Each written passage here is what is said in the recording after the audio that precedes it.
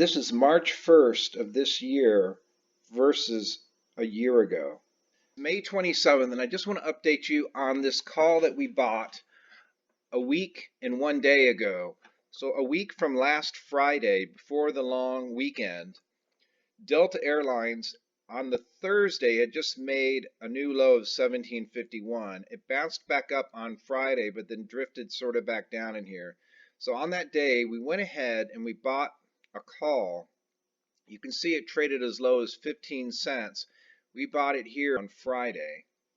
And then what we did is we said, okay, we should be able to make a decent return on our money before this expires in 2 weeks.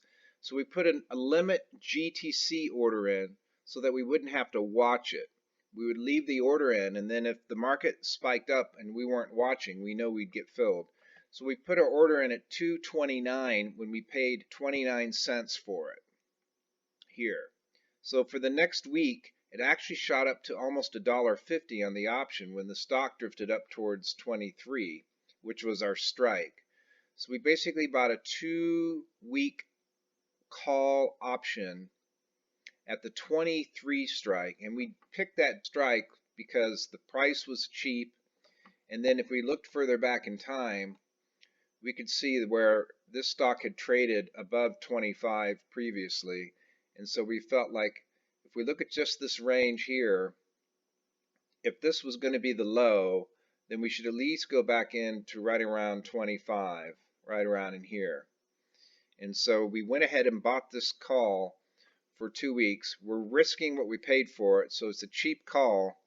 And then what we saw was today, after the long weekend, we saw this stock gap up.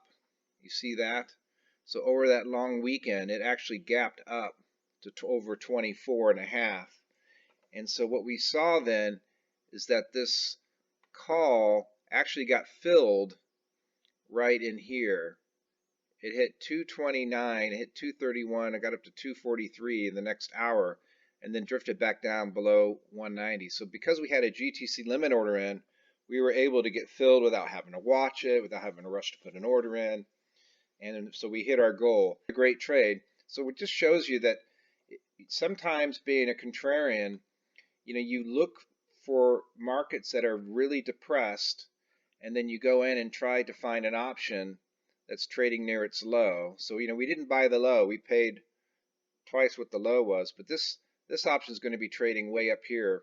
The stock's at 27, so it's going to be worth around $4 today.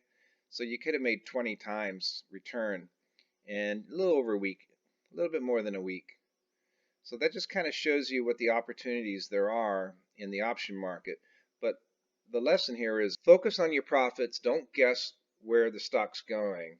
If you want to make 10 times, you put your limit order at 10 times, and then don't obsess over the price. Don't look at the price going up and down and thinking that, I should have done something different.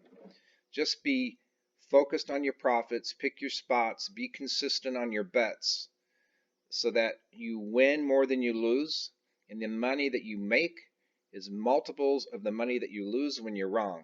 And you risk the total value of the option price that you paid. But this is an example. We paid $29 for an option and we sold it for over $200. You don't need a lot of money to make good money. Okay? Just be consistent, limit your risk, don't bet big, bet small, and wait to make high returns. That's better than risking huge sums and making small sums. So we're doing the opposite of what other people do. We're risking small amounts and we're expecting to make large amounts. So that's the lesson for Delta Airlines. Good luck. Hey, if you find this TSA data really cool when we start thinking about how to invest in airlines, give me a thumbs up. Thanks.